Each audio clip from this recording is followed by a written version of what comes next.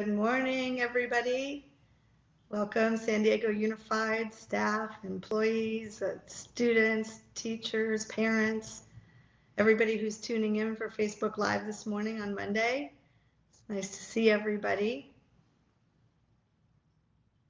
Good morning, everyone. Welcome to Facebook Live.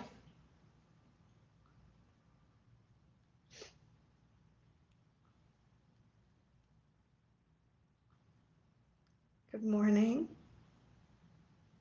Thank you for joining me this morning.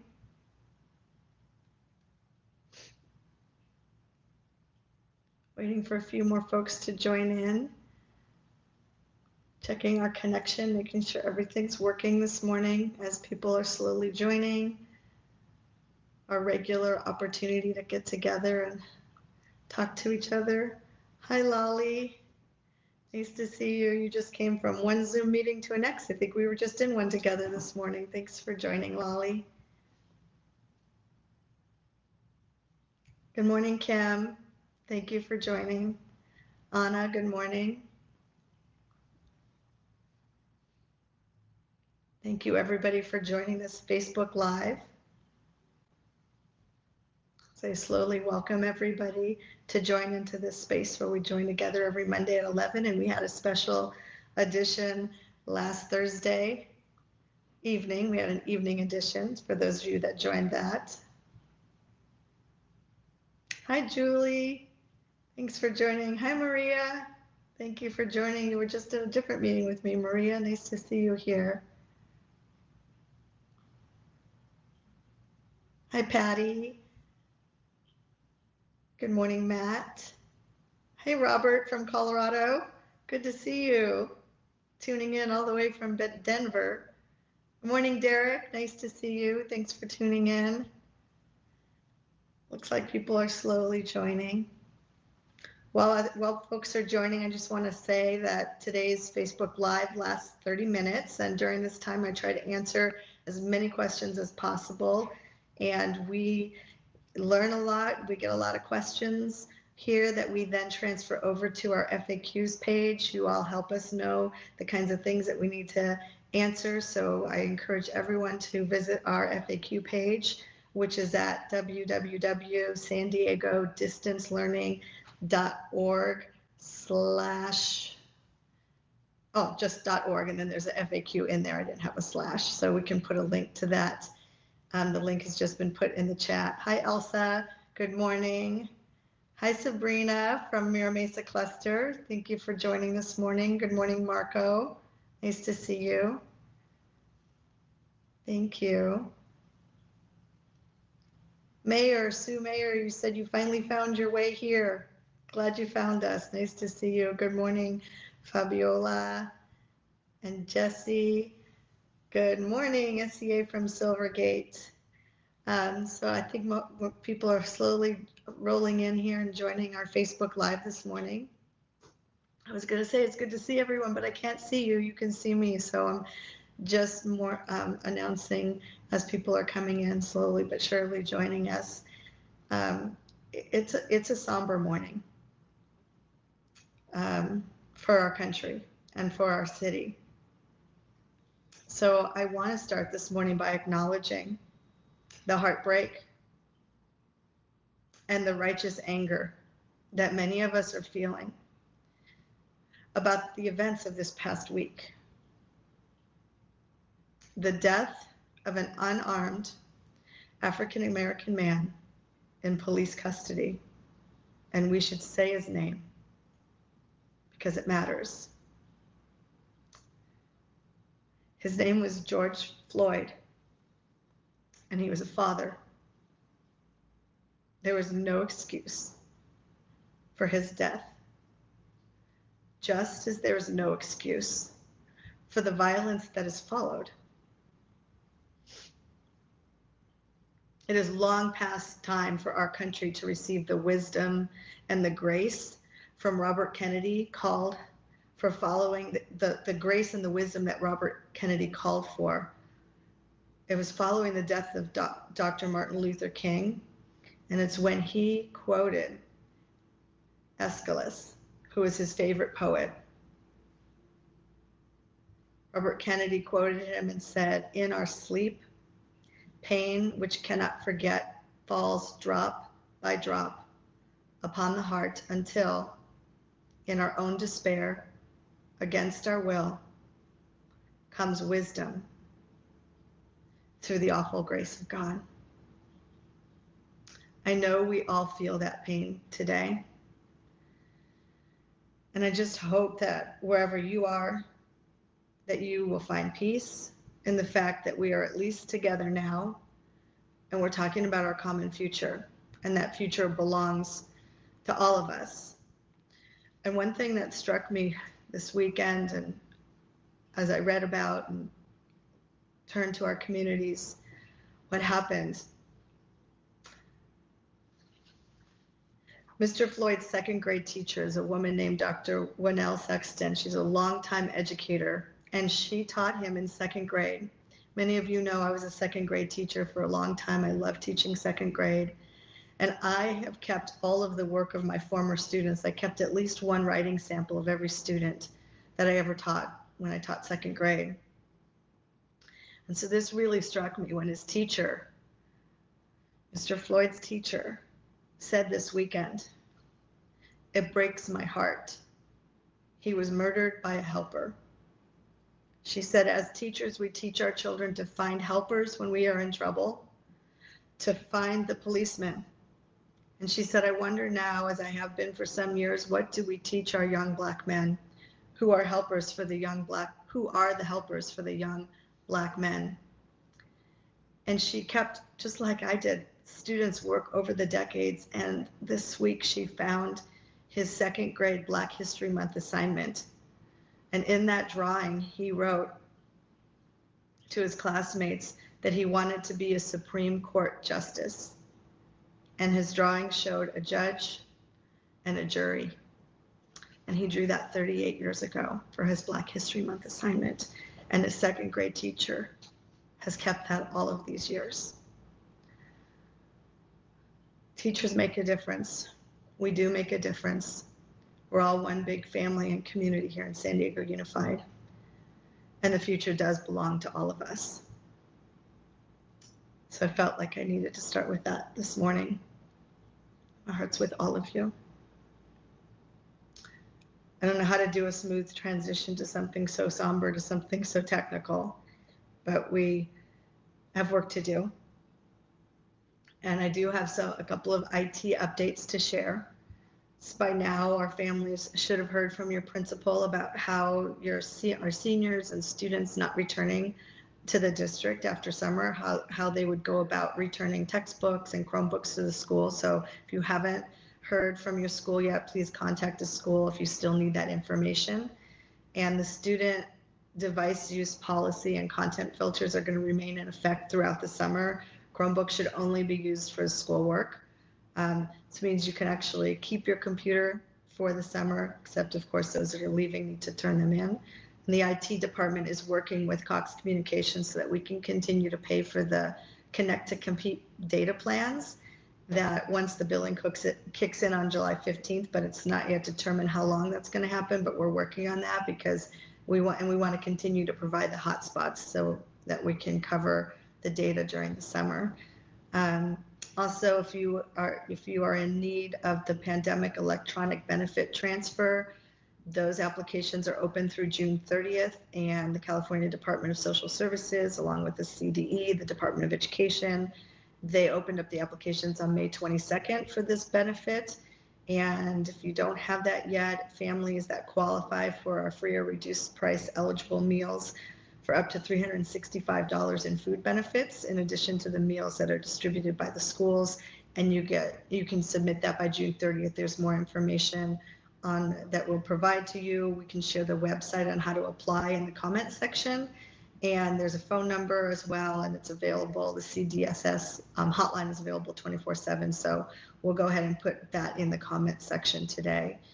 And if any of you have not yet participated, if you're a parent in particular, our Integrated Youth Services Division has organized a Parents as Partners Zoom workshop We use that to help engage our parents in education during distance learning to provide support and lessons learned and a way to get together and figure this all out. And so the next meeting is scheduled. We had 2 last week, and the next one's scheduled for June 3rd. There's 2 sessions to choose from. We're trying to pick times that work for people. There's one at 10 o'clock on June 3rd from 10 to 11, and one on June 3rd from 6:30 p.m. to 7:30 p.m. We have Spanish translation available for that, and we'll upload a flyer on how to join that in our comment section as well. So those are updates. Like I said, it was hard to transition from what we're facing as a city and a nation to some of the more technical things, but I know that that's information that was important to so many of you, so appreciate that.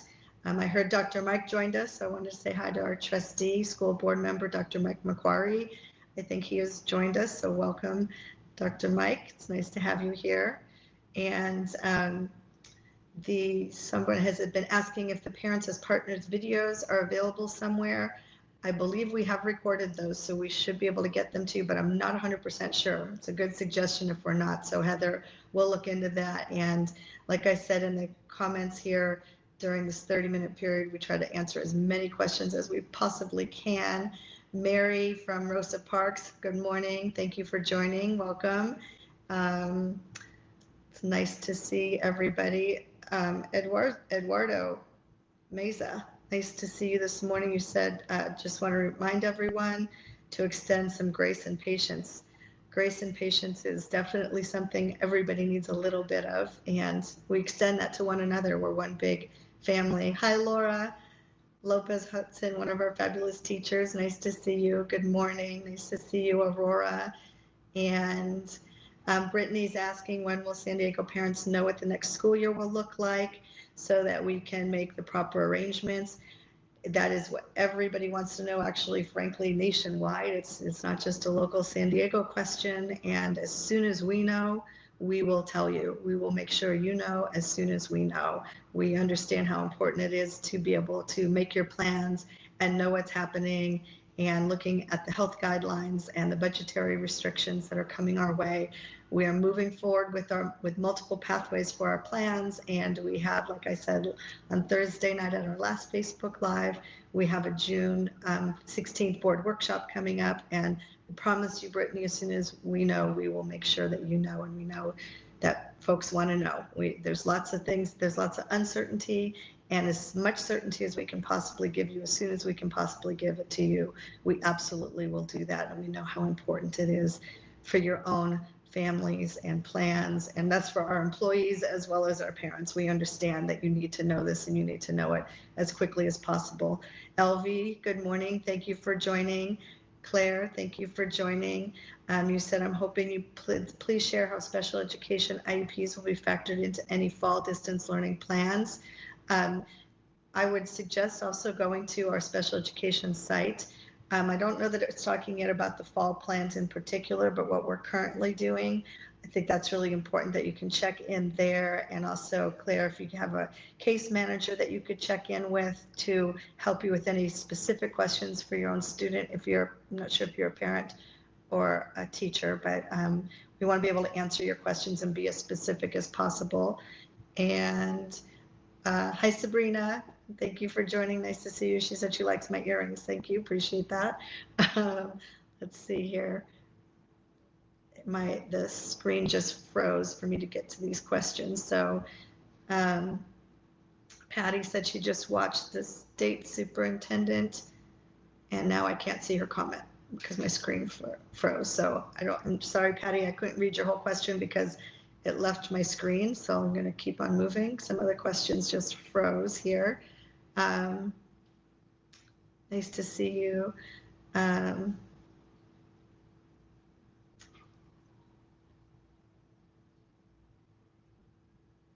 Thank you for joining, Stacy. Fran, yes, Fran says, thank you for acknowledging what a difficult week this has been. Absolutely. My heart's with everybody in our community right now. We come together as a close-knit community. Good morning from Emerson Elementary.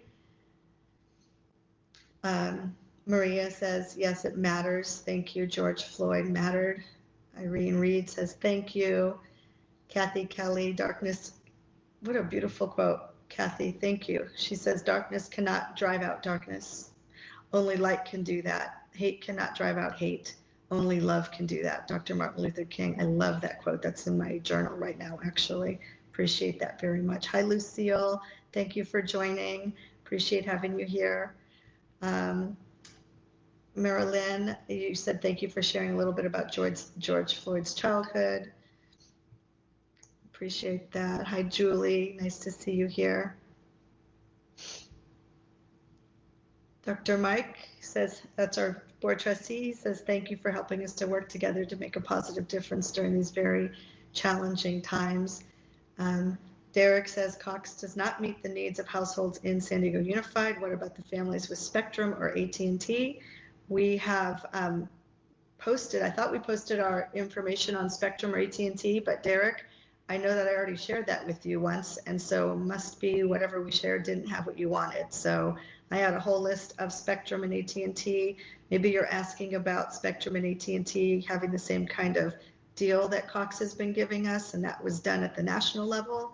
Cox Communications at the national level expanded their Cox Connect to Compete program, and Spectrum and AT&T has not done that. To my knowledge, I'm more than happy to engage in a conversation with them if they choose to do that, but that's not something that I've seen coming from them. I think they've done some reduced rates, but whatever they've done, we have provided links to that through San Diego Unified and through the County Office of Education. So if you want us to look into that further, I'm happy to do so. Thanks for bringing that up again, Derek. And I'm very well aware that Spectrum and AT&T are in a different part of the district, and Cox has the largest number of our students are within the Cox service area, and the students that needed that assistance were in that area, but we also know we have students in other parts of in the Spectrum in the AT&T area as well. We've provided thousands of hotspots as well. So anybody who's in need of service, my big point on this is if you're in need of internet connectivity and you don't yet have it, please let us know. We have a hotline phone number to call, and we've put that out in multiple venues. Obviously, if you don't have internet connection, you might not be able to see this. So we're getting that information out through multiple venues and through our action team leads at every school, and every principal and every teacher at every school is connecting to families to make sure that they have what they need. So we'll continue to work on that as we close the digital divide that folks didn't even think was possible a little over 80 days ago. By the way, today's day 80 since this whole thing has started. And let's see, a lot of folks are making comments about George Floyd and his second grade teacher and his aspirations. Aurora, you asked the question, you're a parent, you have a transfer student that wants to go to San Diego High. He attends 2 weeks before the school closed, and you're worried because he got low grades in some classes, so his counselor recommended summer school. How's this going to affect my son on his application for college? Aurora, I hope that you can get a hold of the teacher and the counselor at San Diego High so that we can customize what will work for him and make sure that he has what he needs. If he's in need of credit recovery or fixing some things over the summer, we will work with you to make that happen. But I suggest you contact the school directly with your specific question, and we'll also forward your question to them as well so they can follow up. And so I don't want to give a general answer that might not be specific to what your son's needs are at San Diego High. So, but he's lucky to have you. You're fighting for him and you're making sure he has what he needs and that we're connecting for you. So appreciate that. So nice to see so many people joining. We're up to 250 people. And Anthony wanted to say, given the letter sent to the Governor Newsom, is that an ultimatum that San Diego Unified will not return in the fall unless increased funding is provided? We were just very clear in our letter of what's needed. That's my job, along with all the superintendents, frankly, across the country, is to make sure that people understand that the health guidelines that get published, if the requirements that are in those health guidelines, we have to then say what the costs are that go with that. And so it's a matter of simple facts and math and us sharing what's needed in order to open within the health guidelines. And so our intention was to be clear on what's needed so that everybody understands what it would take for social distancing and to follow the health guidelines as those are continuously evolving. So thank you for that question. Jenny Nash was referring to a powerful webinar this morning. She said relationships are so powerful. Schools and educators can strengthen these bonds. Thank you, Jenny. It's nice to have you here. It's good to hear your voice, or not hear your voice, but hear your voice through your message here. Patrick, you asked any news about next year. I answered that. Patrick from Angier, I just answered that a few minutes ago and said, when we know, we will tell you. We're continuing to follow closely the unfoldings and the guidelines, and we're preparing for our board workshop on June 16th. So as the days and come before us, we will let you know as soon as we know. Hi, Marcy, first grade teacher from Silvergate. I hope you're doing well. Thanks for being on here. Jeff Luna, hello from Muralin staff. Nice to see you, Jeff. And you have some fans on here, Jeff. I think some Muralin's students maybe, or other teachers are watching, so nice to have them. Hello, Melody. Thank you for joining. Valerie, it's good to see you. It's nice to have you join and staying in close communication, and I hope you're taking good care of yourself as well. Ashley, nice to see you this morning, and let's see, appreciate that. The Art Reach program. Oh, hello, Sarah from the Art Reach program. It's San Diego Unified's art and mural programs. It's good to have you here. I heard a quote the other day from our visual and performing arts, Russ Sperling, that science will get us out of this, but art will get us through this. We know the importance of art and how much that matters. So appreciate that very much. It's very nice to have that input and to have the artists around and gathering around us. I appreciate that. Sandra, you said you walked into the end of the conversation about Chromebooks over the summer. Can someone answer that? Yes, we will answer that. Students are going to be able to, I'm going to have staff go in and give the details on what the check, because there's different grades and I don't want to confuse the issue. So I will have Marissa, if you can answer Sandra's question in there about the Chromebooks over the summer and what they're allowed to do and what the turn-in procedures are going to be, or checkout procedures. So appreciate that.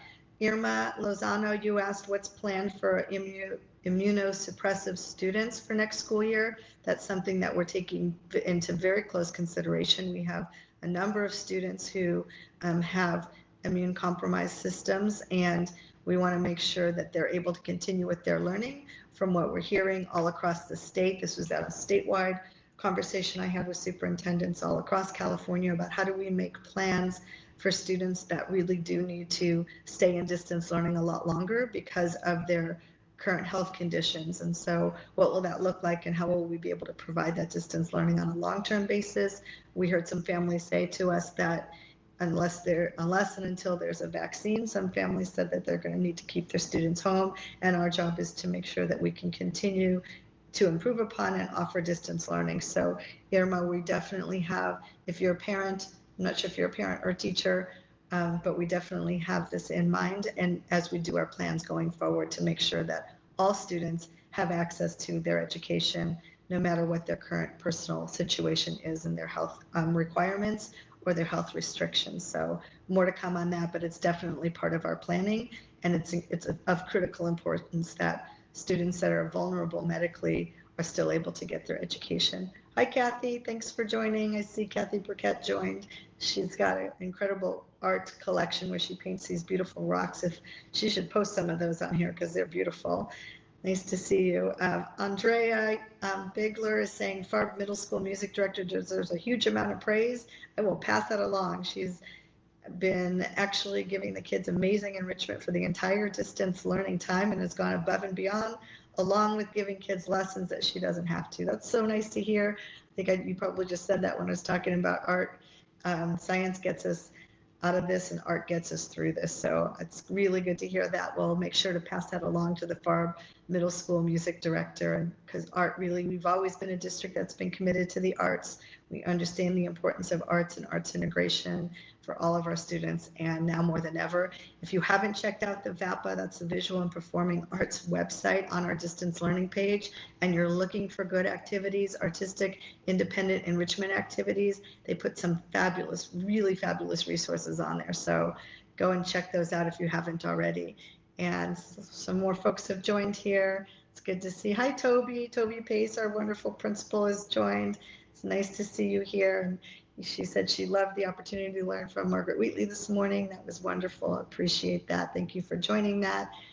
For those of you that don't know, that was a learning session we had with our principals and vice principals this morning. Erica Renfrey, hi. Sarah says hi. Great PD this morning. I'm so glad, Erica, that you were able to join and that it was meaningful to you. Definitely one of my heroes. Appreciate that. And Brian says it takes love and compassion to stop the hate. Thank you for communicating with us. Thank you for sharing that inspiration. I really appreciate that. Lolly, good to see you.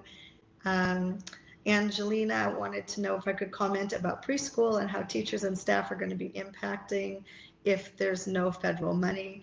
More to come on that. We making our plans to make sure our kids get the very best possible, the most access to learning possible, but don't have final answers on that yet. As soon as we know, we'll make sure that you know. Susie asked if we're starting school on August 31st. Yes, that is our start date. August 31st is when San Diego Unified has always been scheduled to return to start school. That is still our plan. We have not changed the start date. What it looks like is an ever-evolving situation as more information becomes available about the guidelines and the funding. And I've said very publicly in many different forums that the governor's May revise was a recipe for more distance and less learning, and we want to continue to advocate. We saw some really good signs from our governor last week, and some of the things that he invested in were great. He understood the need for support for learning loss, and we're seeing some promising signs at the state level. They have till June 15th to pass their budget. So everything you've heard us talk about, you've heard me talk about, has been educating the local and state and frankly federal national leaders on what's needed to open up our schools nationwide. And so we're continuing and our voices are being heard. So those of you that are on this, 243 of you that have joined, your voices matter. People are paying attention to San Diego and what we're doing and our advocacy around what we need to get our kids back to school so we can start on August 31st with the best plans possible. People are hearing and they're participating in that dialogue. So we want to keep doing that. Stacy, you wanted to know if we had some resources for parents to use to discuss what's happening right now with the protests. Yes, that's incredibly important. That is something that we're putting together. In the meantime, I know the San Diego County Office of Education has posted something. I believe that a link was sent to me this morning, but we will definitely post something regarding that because we have some resources about how our teachers, as teachers are gathering with their kids this morning through whatever venues they do that, and you as parents, we want to be able to give you resources and ways to host conversations because our kids have a lot of questions and there's a lot of anxiety I'm aware of about what's happening, and so we want to give you really good resources. So we will post either in the chat here or follow up. I think Marissa from Communications, if she's watching, she can get some links from Dr. Villegas, our Integrated Youth Services, and we can put some links for you to be able to think about how to host these conversations with your students. I'm going to continue. Julie was asking how are teachers doing in regards to returning to school. Are there teachers considering not returning given age and vulnerability? That's not just a San Diego question. That's a nationwide question. All across the country and across the state, we're looking at the vulnerable populations, both for our students and for our teachers, and to just make sure that we're giving, if teachers are, or any of our staff members are in the vulnerable categories, what accommodations need to be made for them. So absolutely, it's something that we need to take into consideration. Oh my goodness, it's already, somebody just told me it was already 11:30. This went by quickly this morning. Hi, Cynthia from Transportation. Thank you for joining. It's so nice to see so many people. And I see some of you are talking to each other in the chat room, so I like that. This is our community. This is where we come together, and we get to do this every week and get to be a part of a conversation with one another. So I really appreciate everybody for joining this morning. Please take good care of each other. Take good care of one another. One of my favorite quotes is do what you can with what you have, where you are. And we're one big San Diego family, and we want to make sure through the pandemic and through what we saw happen this weekend that we are taking exquisite care of one another. Reach out to each other, call friends, don't just text, pick up the phone and call somebody, write somebody a note, check on each other. If you see somebody needs something, be there for each other, and we're here for you. So I appreciate everybody for joining. Can't believe it's already 30 minutes, but any of the questions that came in this 30-minute period, we're going back and answering those right now. So thank you everybody for joining. Much love to everybody in our beautiful San Diego community. Thanks everybody. Bye-bye.